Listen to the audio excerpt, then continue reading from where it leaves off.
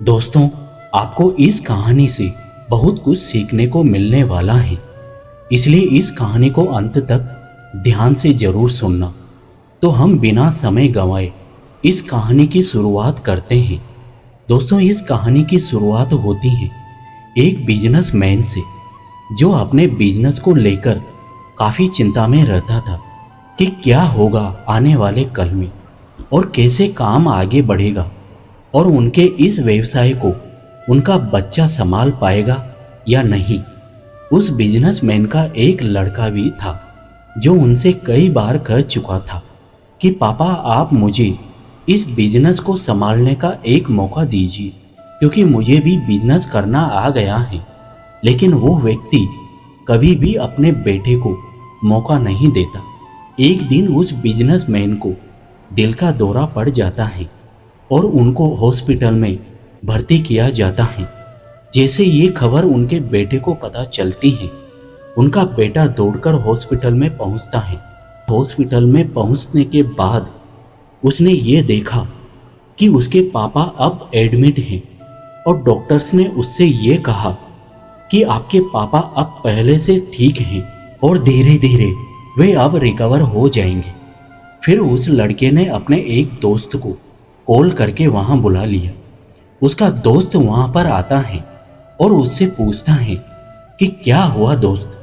उस बिजनेसमैन के लड़के ने अपने दोस्त से कहा कि मेरे पापा को दिल का दौरा आया है और उन्हें हॉस्पिटल में एडमिट किया हुआ है।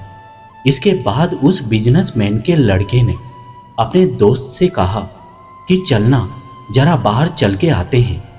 और फिर वो दोनों हॉस्पिटल से बाहर चले जाते हैं।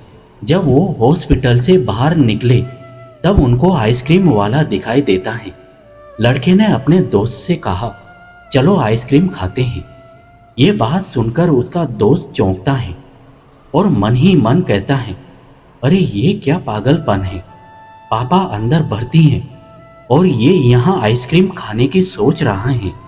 फिर उन दोनों ने आइसक्रीम खरीद ली और वे दोनों आइसक्रीम खाने लगे। लेकिन उसके दोस्त को रहा नहीं गया। आखिर उसने पूछ ही लिया कि भाई, मुझे समझ में नहीं आ रहा है कि तुम्हारे बिजनेस का आगे क्या होगा और तुम्हारे पापा की तबीयत भी ठीक नहीं है और तू यहाँ आइसक्रीम खा रहा है, मुझे कुछ समझ में नहीं आ रहा है। फिर बिजनेसमैन के लड़के ने उसके दोस्त से जो बात कही उसे ध्यान से सुनना। उसने अपने मित्र से कहा कि मुझे ये मालूम है कि तू ये सोच रहा होगा कि मेरे पापा एडमिट हैं और यहाँ पर आइसक्रीम चल रही है, मज़े चल रहे हैं, पर ऐसा कुछ नहीं है। मैं भगवान श्री कृष्ण का बहुत बड़ा भक्त हूँ और उनकी दो बातें हमेशा जिंदगी में याद रखता हूँ। पहली बात, जो हम सबको काम करना है और फल की चिंता नहीं करनी है, इसलिए जो होगा देखा जाएगा। मैं सिर्फ अपने काम पर ही फोकस करूंगा और फिर बिजनेस भी अच्छा चलेगा। दूसरी बात, वो लड़का अपने दोस्त से कहता है कि मैं तुम्हें भगवान श्री कृष्ण की कहानी सुनाता हूँ, जो तुम्हें दूसरी बात अच्छे से समझ में आएगी।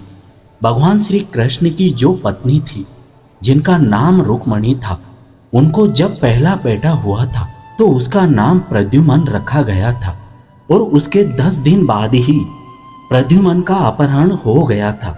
प्रद्युम्न के अपहरण के कारण रुक्मणी नाराज और उदास रहने लगी। भगवान श्री कृष्ण रुक्मणी जी से कहते हैं कि चिंता मत करो, क्योंकि प्रद्युम्न जहां पर भी होगा वहीं पर ठीक होगा।